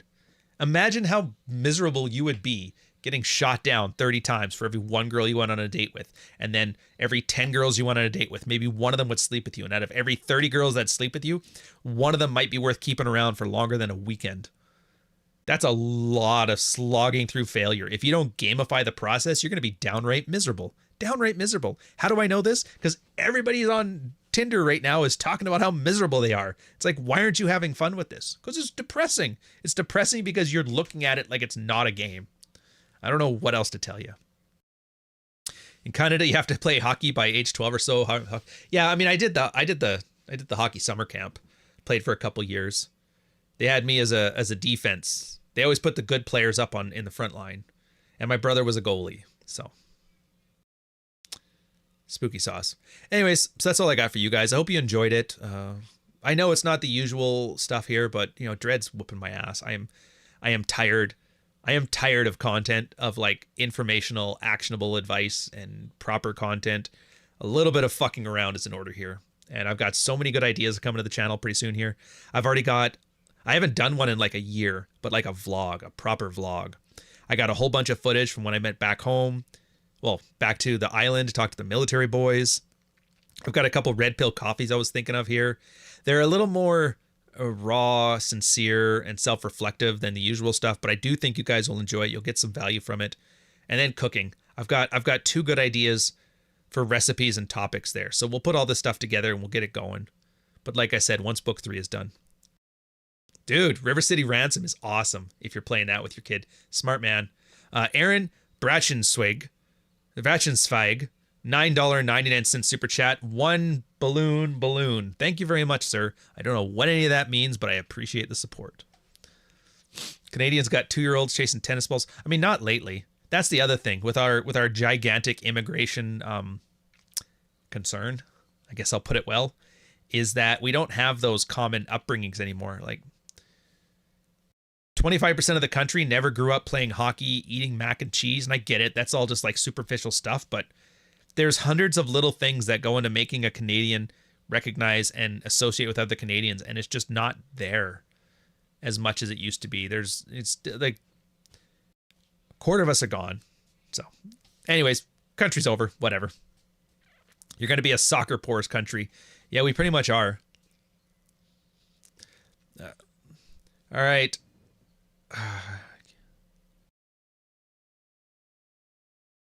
Ever thought about writing a book on marketing? I mean, I could, but mostly it would just be me rehashing the stuff that I've learned about marketing from reading other books on marketing. Between Ryan Holiday's Trust Me, I'm Not Lying, and Launch by, who the fuck wrote Launch again? It doesn't even matter. Between those two, and there's one other one, but I can't remember the name of it off the top of my head. But yeah, it's just basically 3 books on marketing and then paying attention when shit was going on. That's really all I've learned. So I still think Australia is awesome. State of origin is insane here. Everybody knows which teams and which ones they support. Yeah, you guys, Australia is kind of in the same boat as Canada right now, where there's this like existential crisis. They're trying to just, like when you guys had that referendum just now about making their shadow government of indigenous Australians, that was fucking weird. And your COVID, Like, the only reason I didn't feel worse about your guys' COVID lockdowns was because Canada was so much worse than anybody. Ontario was the worst in the world, from what I understood, which makes sense. Australia was the second worst, so I'm like, you guys got off easy. Yeah, Sikhs. Oh, don't get me wrong. Sikhs are cool. I think somebody put, actually, you know what? Somebody put it best.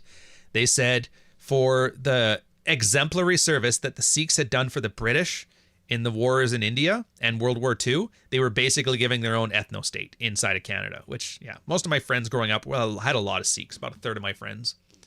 So, yeah. But they're definitely cool. I think they're like the equivalent of Jamaicans in Britain, where they caught on to the idea of what it means to be British or Canadian, and they kind of just wholesale assimilated. And then we took a little bit of them, they took a bit of us. It was great. Anyways, Gorilla Grind set. What's up? Hey, Kyle, we were just talking about the cast, man. Do you have a name for that cast? Like, I don't know if there is a name or if you just put it together and just call it the title of it. And I feel bad because that's the kind of like research I should have done beforehand. So Pennsylvania lockdowns were pretty brutal. Wife had to slip to show cops if she got pulled over. Oh, Kyle, cognitive vigilance. Okay, so that is the title. I'll do you one better. Ontario, everything was closed. We were allowed to leave our house and go anywhere, but you couldn't go anywhere. You could drive in a circle. The gyms were closed for 15 months. Hospitals were mostly closed unless you were dying. Elective surgeries got to the point where they became emergency surgeries. You couldn't buy anything except for weed, alcohol, and food. Grocery stores, that was it. They had to, like, spray you down as you walked in, spray you down as you went out.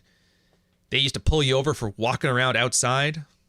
Oh, Brandy versus Erudite. Who you got? Oh, they're going to be talking amongst each other? Erudite's going to bully the shit out of Brandy. That's the impression that I get if they're talking amongst each other. If she gets overwhelmed on the dating apps, I guarantee you Erudite's running her fucking mouth is going to... Yeah. That's the problem with that. Ridiculous, but like extremely... Oh, my impressions? I mean... Erudite, I don't know what she is. I understand her brand, and she's just like an insta-thought. It's typical Albertan girl. I almost thought her husband was a rigger for the longest time. It just seemed like one of those bored housewife things, but it's just annoying. She's like one of those girls you would go on a date with and be like, oh, like how much of this stuff do I have to listen to and am I going to get any tonight? Like one of those kind of annoying dates. But Brandy reminds me a lot of my old roommate / wingman when I was in the military. Taryn, she was awesome. Big boobs, tall. She said she was BPD, but I mean, didn't really affect me because we were just roommates. But yeah, she was great. She'd go wing for me. We'd go drinking together. She loved officers. So every time I brought her one of my ship functions, she always made me look good. And and she also did burlesque and stuff like that. So it was pretty good. Although her best friend was a stripper and they always used to argue over which, well, at least I'm honest work and blah, blah, blah. I was like, well, at least I'm not a stripper. And it was like, they loved each other to death, but they hated each other too. It was like the funniest dynamic. So yeah, she kind of reminds me of that. But I think that tends to be the people that I get along with online is the ones that kind of remind me of somebody I had good experience with in my life. Like Danny California, she reminded me a lot of my little sister. And so I was like, oh, it's perfect, little sister. Allie too. Allie's like a lot like my same little sister. So yeah. Brandy, oh no, it's just one we did yesterday. It's in the community tab. Yeah. But yeah, if a girl gives me a vibe of somebody I used to date, then chances are I'm like, ugh, no. But I mean, whatever. She's doing herself. I don't know what her brand is like now. Is she doing well for herself or not? I don't know. Is she big? Is she small? I've just blocked them because I just realized like, anytime I see them online at all, it irritates me. It gets my blood boiling and I'm like, I don't need this hassle. And I'm not building any brand off of this. It's just starting Bloodsport for no reason. And I'm not getting followers. So like, why am I dealing with this? So I blocked the entire blue hair crew. Anyway, that's it. So we got an episode coming up on John Fitch's channel, if you can believe that. Rolo's back from Africa, so we're going to see. I think I forgot to put the thing on there. Oh, I don't think he has it on there. Okay, one sec. John Fitch. All right, I'm gonna switch you over there. We're ending the episode now. Yeah, if you have to leave, you have to leave. I get that, but where the hell's John's channel? That's the problem, is that he's got like a media presence, so he doesn't automatically pop up at the top of his own things. Oh, there we go. Official John Fitch. There she is. All right, so I'm going to put a link to the chat. Here you go. And it'll automatically move you over there. We're going to chit-chat about this one. It'll be fun.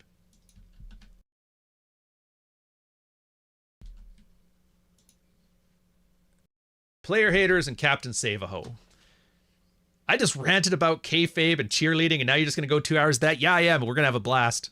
Cheers, boys. Oh, let's end this off with one of them fucking memes.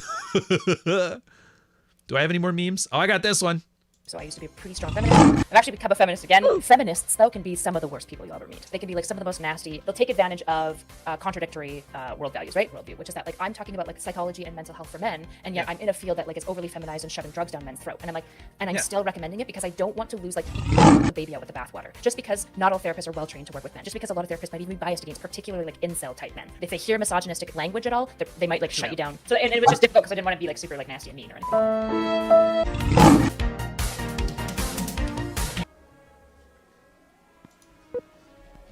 79T 2458 Learning Corp Little Red Riding Hood. Take 1.